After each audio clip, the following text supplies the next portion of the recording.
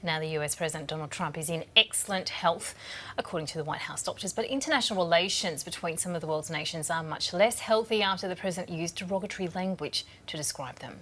Well, to tell us more, we're speaking with our regular US political analyst and former White House staffer, Professor Ed Blakely. Let's start with those comments, Ed, from... Well, I'm from an S-hole country called the United States. Jumping right in there, I see. Well, look. Explain what you mean by that. Mississippi has lower reading standards than almost every African nation. Alabama's not far behind. And of course, we have some places, you know, among our Aboriginal people and so forth. The United States is not ranked very well on education.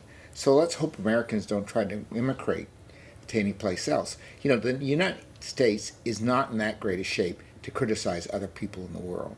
And the president is the person least able to do that. Well, let's talk about the damage that these comments are doing to America's international reputation. We have seen outrage from all corners, really, of the globe about this. How much damage does that do internally, though, to President Trump in America? With his base, probably none. And he did this to save himself with the base. Remember, 2 days before, he was to come up with a DACA bill that was clean. No wall, nothing, no carve-outs, and then his base came after him, big time, including members of Congress. And so to explain, it was in the context of those darker discussions that this shithole it came out. And the reason he can't control himself, he probably meant to say, I'm going to go back on the deal. But instead, this came out of his mouth. It's not just unfortunate, it's really damaging. The ambassador to Panama resigned. The charge d'affaires in Haiti is on recall by the Haitians. This does big damage in Africa, big damage in Africa, where the United States was making some strides. It does big damage in Southeast Asia, a lot of brown people there.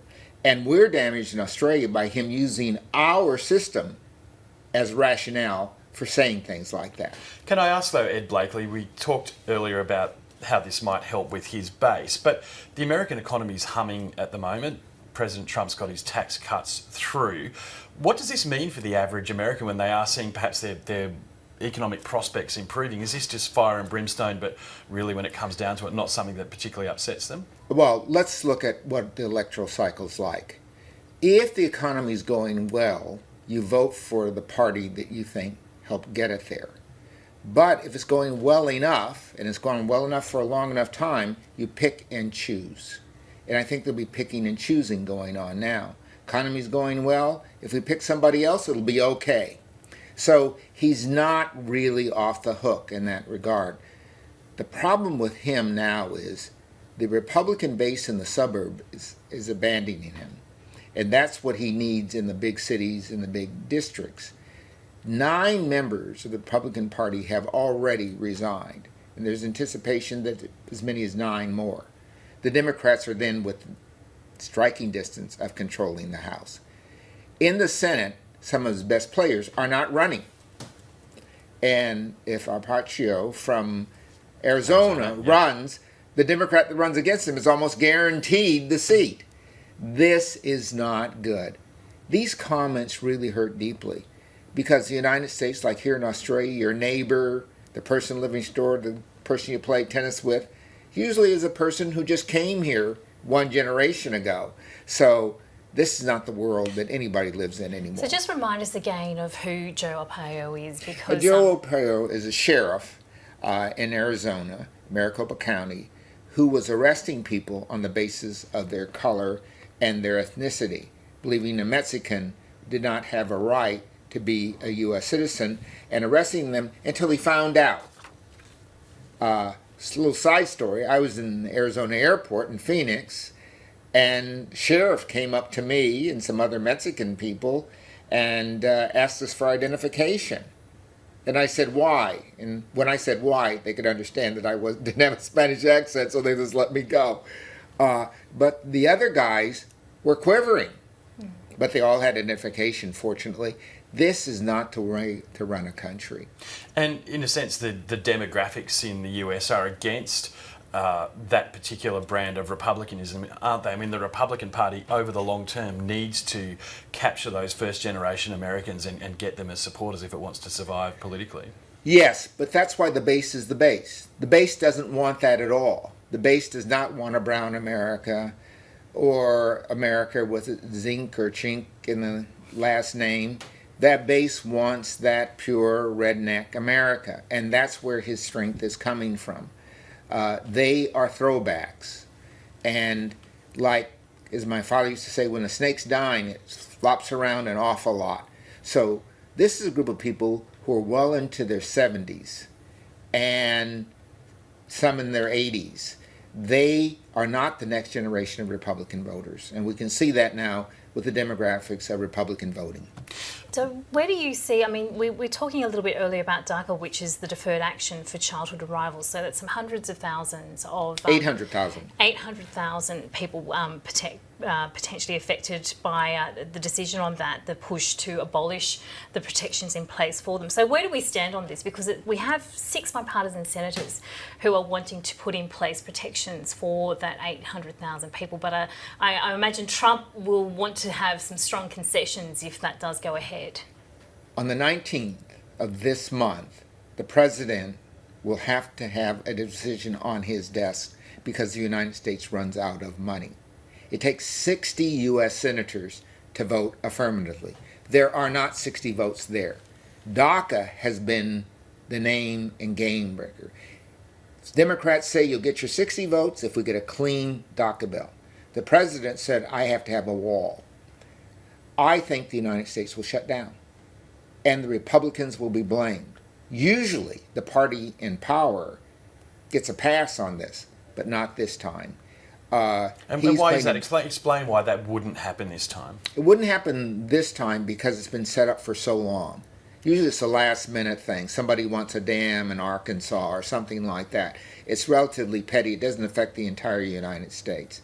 This affects the entire United States. There are DACA kids in every single state. So this is a big one. And the president cannot come away from his base here. He has to get a wall. The compromise probably bill, I'll get the wall in the next bill. So talking again about the Republican base, or the president's base, I should say, we have seen, to change topics slightly, the fall completed of Steve Bannon, his former right-hand man, following the book by Michael Wolff. Do you think we'll see the return of Steve Bannon at any point to mainstream, or to the centre of American politics? Maybe not to the center, but he will be just off center. Steve Bannon is a person just like Trump with a huge ego. He cannot remain on the sidelines, and he's already making his moves. He will testify next week before the House committee in order to set the record straight. He won't say anything damaging, and he has to be very careful here because this book puts him saying some things. If he goes back on them, he may have a perjury charge. So he's going to have to dance around that and get something on the record that gets him back with the base, and at the same time prevents Mueller for going after him for perjury. Do you see Steve Bannon as being the biggest casualty from the Michael Wolff book, Fire and Fury? Absolutely. Yeah. He's the biggest casualty. But don't be surprised if in the next 3 months we don't see a lot of people exiting the White House. The reason for that is Mueller's investigation is now turning on White House personnel. If they don't tell the truth about what they've seen and so on, they are on notice that perjury is in the background, and that is not a great career move. Even if you win in court, you've lost for life. So we'll see some people leaving in order to save themselves. So that circle is going to shrink. We have seen quite a high turnover rate already in the first year or so of the presidency, particularly in the White House. It has obviously done him some damage in the polls, but there also isn't there this sense of embattlement helping the president. He seems to thrive on this chaos. Do you think it will damage his presidency beyond repair, or does he sort of, as I say, thrive on this kind of stuff? He thrives on it. The beyond repair will be the 2018 elections. We don't know how they'll turn out, but the Democrats will gain some seats. They'll gain enough to block a lot of Republican legislation. The president, not being a real strategist, he doesn't think that far ahead. doesn't even have a program next, only the wall. That's all he has. Now, if the Democrats just come out with things that sound like they're against him, for example, if I were a Democrat, I'd be talking about raising the minimum wage, big tax cuts for the corporations, and some have already demonstrated that they're raising the workers' wages. Why shouldn't the government follow suit? Republicans would be hard pressed on that one. I'd also talk about the DACA kids and people like that, people from El Salvador and so forth. Make this a human rights movement. These are things that are hard to fight. To come back though to the Mueller investigation, we have heard President Trump say that there's nothing showing any collusion between his campaign and Vladimir Putin's Russian regime. Is there any way that you could see the president could be forced to take any part in that investigation? Yes. The Nixon administration proved that. The president had to testify before the special investigator. The Supreme Court voted, I believe, 9-0 on that one. So if there's criminal investigation and he's called to testify, he has to. If he defies testifying, then he's up for impeachment. So he's in a deep, dark corner. Saying there was no collusion 8 times, dost thou protest too much? That was not a smart move on his place. All sorts of fires for the president to deal with. So you had one more question there, Well, yeah, we note as well that in the background there of the probe as it continues, we've had some Democrat officials in the Senate coming out, releasing all sorts of reports and transcripts and basically wanting to contend with the way the Republican Party is framing this whole investigation. Do you see that as a sign that the investigation is potentially in trouble, or that in fact the investigation is getting closer to being able to reveal more? Yes, I think it's getting closer to being able to reveal more. There's a clear indication there'll be more prosecutions coming up in the next couple of weeks. Jared Kushner may be on that list. Other prominent people may be on that list. The Republican Party can't associate itself with that. So having backed away, they're going to try to shut down this investigation. The Democrats' reaction to that is going to be very interesting.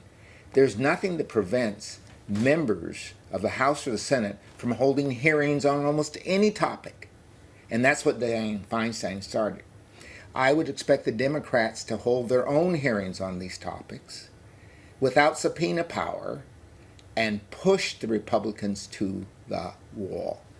That will give the Democrats something to run on for sure.